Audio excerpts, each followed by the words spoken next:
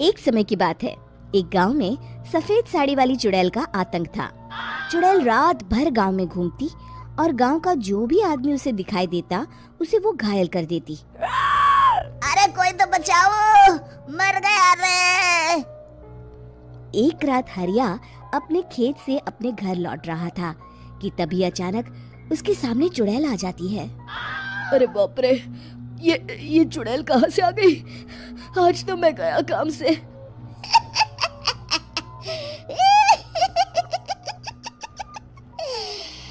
आज मुझे मेरा शिकार मिल गया। अरे चुड़ैल दीदी, मुझे छोड़ दो। जैसे ही चुड़ैल हरिया की तरफ बढ़ती है, हरिया वहाँ से भाग जाता है और अपने घर के दरवाजे पे पहुँचता है। अरे भगवान, जल्दी से दरवाजा खोलो, मेरे पीछे चुड़ैल पड़ी है। हरिया की पत्नी जल्दी से दरवाजा खोल देती है। अरे आप इतना हाफ क्यों रहे हैं? अरे मेरे पीछे चुड़ैल पड़ी है, आज तो मैं बाल बाल बच गया। जल्दी से सभी दरवाजे और सभी खिड़कियों को बंद करके बत्ती बुझा दो। तभी चुड़ैल हरिया के घर के पास पहुंच जाती है। अरे वो आदमी कहाँ गायब हो गया? मैं भी देखती हूँ आखिर कब तक बचेगा। मैं अपने शिकार को इतनी आसानी से नहीं छोड़ती। इतना कहकर चुड़ैल वहाँ से चली जाती है। वहीं दूसरी तरफ हरिया और उसकी पत्नी दोनों अपने घर की खिड़की से ये सब देख रहे होते हैं।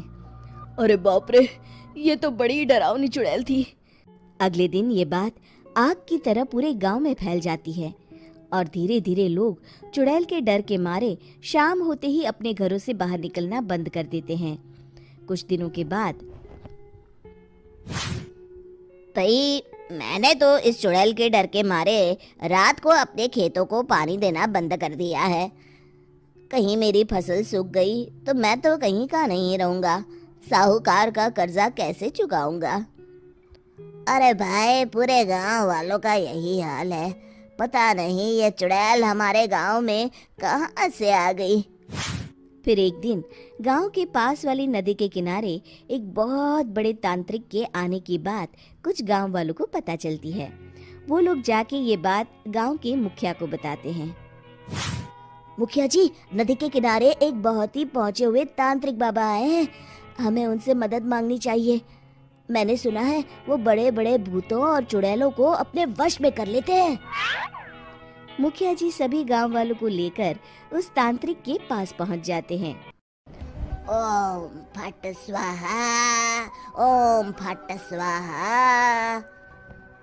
तभी तांत्रिक अपनी बंद आंखों को खोलकर कहता है, क्या बात है? तुम सब लोग यहाँ क्यों आए हो? मुखिया जी उस तांत्रिक को सारी बात बता देते हैं। अच्छा, तो ये बात है। और तांत्रिक अपनी आंखों को बंद कर लेता है। मैं देख रहा हूँ तुम्हारे पूर्वजों ने बहुत पाप किए थे, जिससे ये गांव अब श्रापित हो चुका है। उसी के फल स्वरूप तुम्हारे गांव में चुड़ैल आई है। ये चुड़ैल बहुत खतरनाक है, ये किसी को नहीं छोड़ेगी। हे भगवान, मर गए रे, अब क्या होगा? तभी गांव के मुखिया जी कहते हैं, बाबा, इस चुड़ैल से हम सबको बचा लीजिए। कोई तो उपाय होगा। इसका सिर्फ एक ही उपाय है। सभी गांव वालों को बारी बारी हर दिन अपनी आधी फसल उस पहाड़ी के ऊपर बनी काली गुफा में छोड़ के आनी होगी। तभी उस चुड़ैल की भूख मिटेगी और श्राप का प्रभाव खत्म हो जाएगा और तुम सब जिंदा बच जाओगे। सभी गांव वाले उस तांत्रिक की बात को मान लेते हैं और वहां से चले जाते हैं। फिर अगले दिन से रोज उस गांव के लोग बारी बारी से अपनी आधी फसल उस काली गुफा के पास जाकर रखाते। कुछ दिनों बाद हरिया की बारी आती है। बाप रे, आज तो मेरी बारी है उस काली गुफा में जाने की। क्या करूं? वो तो बड़ी खतरनाक चुड़ैल है। मेरे तो हाथ पैर कांप रहे हैं। फिर हरिया डरते डरते अनाज की बोरियां अपनी बैलगाड़ी में लाद देता है।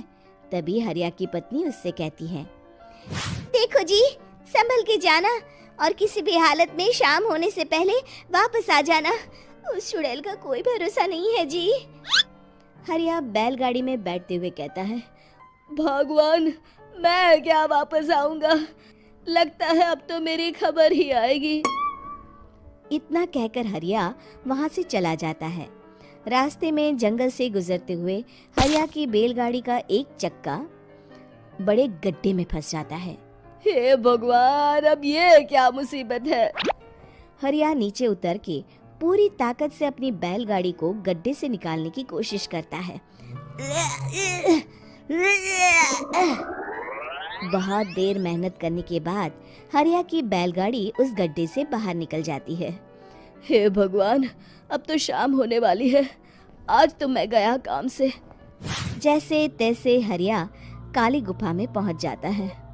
अरे मर गया रे, यहाँ तो चारों तरफ डरावना माहौल है। मैंने यहाँ आने में बहुत देर कर दी, कहीं चुड़ैल नाराज ना हो जाए। हरिया अनाज की बोरियां वहां रख के जैसे ही जाने लगता है, तभी उसे किसी के आने की आवाज सुनाई देती है।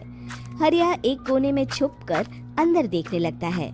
चुड़ैल वहां आती है और फिर अपने चेहरे से नकली चुड़ैल का मुखौटा निकाल देती है। हरिया ये देख के हक्का बक्का रह जाता है। तभी चुड़ैल कहती है, भैया यहाँ आना। आज तो बहुत अनाज आया है, इसे मिलाकर अब हमारे पास ढेर सारा अनाज जमा हो गया है।